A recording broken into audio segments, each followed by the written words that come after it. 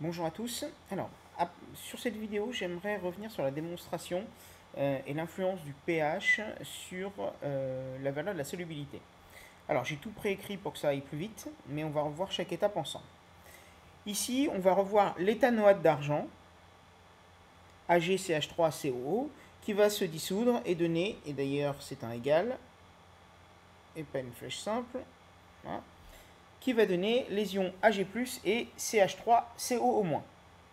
D'où l'expression de Ks, qui est la concentration d'Ag+ à l'équilibre fois la concentration de CH3CO- à l'équilibre. Ce qui va m'intéresser, vous verrez plus tard, c'est d'isoler CH3CO- là-dedans.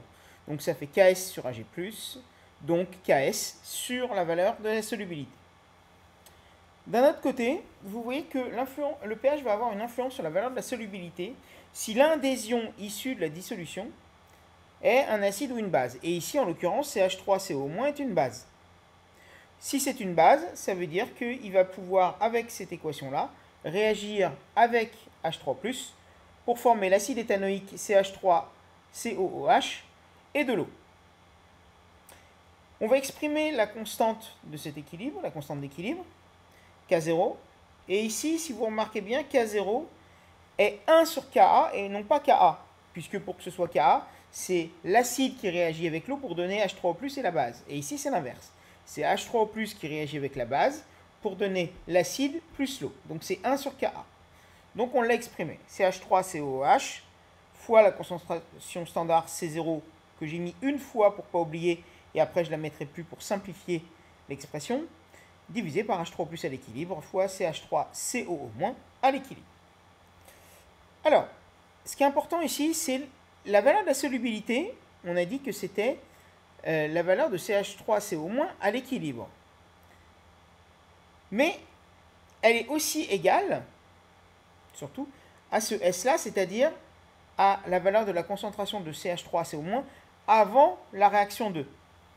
Mais par conservation de matière, le CH3CO- qui est avant l'équilibre, avant la réaction numéro 2, est égal à ce qui va rester à la fin de CH3CO- après l'équilibre 2, plus ce qui s'est transformé, c'est-à-dire CH3COH à l'équilibre. Donc là, ce sont les vraies concentrations à l'équilibre.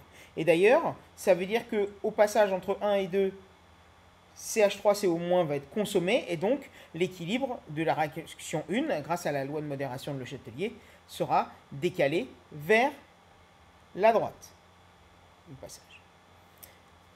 Donc, maintenant qu'on a tout ça, on va essayer de tout exprimer en fonction de CH3CO-. Donc le premier terme, ici, ne bouge pas. Et avec 1 sur Ka, je vais exprimer CH3COH. Donc si j'isole là-dedans CH3COH, ça me donne H3O+, fois CH3CO-, tout ça à l'équilibre, divisé par Ka. Je peux donc mettre CH3CO- en facteur, c'est-à-dire facteur de 1, plus H3O+ à l'équilibre sur Ka. Et à partir de là, je vais pouvoir remplacer donc ce CH3CO- à l'équilibre par ce que j'ai ici, c'est-à-dire par Ks sur S.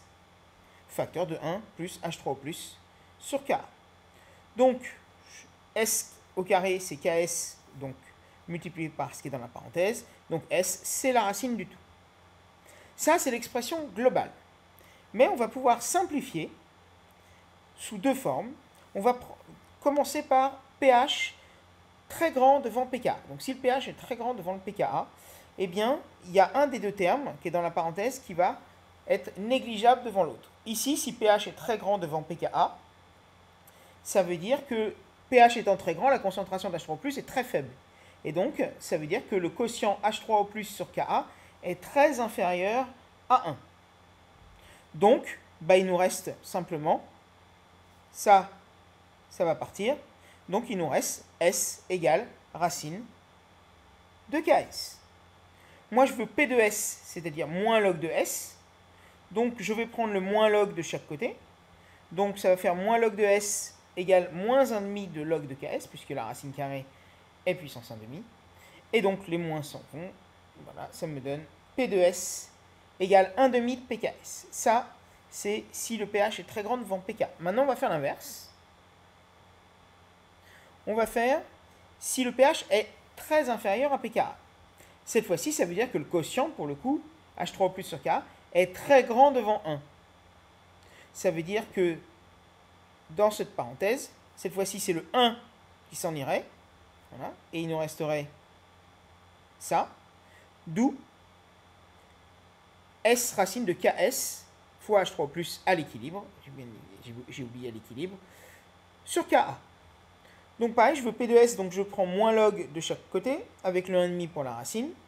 Donc moins log de S égale moins log de ce qui est entre parenthèses, puissance 1,5. Le 1,5, je le fais passer devant le log.